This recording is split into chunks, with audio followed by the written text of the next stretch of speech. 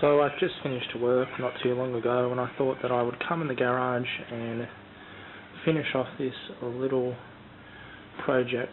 This workbench I've built probably at least a year and a half, 2 years ago. And well, the other shop that we had, I ended up taking the top off and using it as a countertop over in that shop. And then when we sold it, I just left it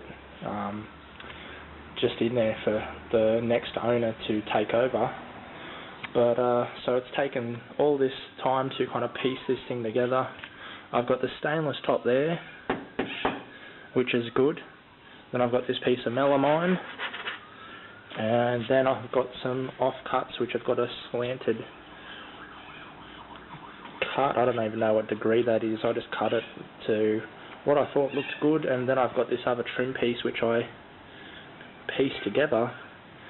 So what I'm going to do, I've got some kind of like a cream paint, almost similar to that whitish but a little bit off.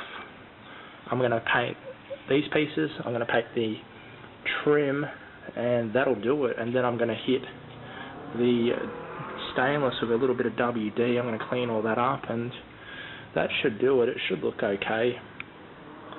I've got a few clips from this little action camera that I'll probably piece in right about now.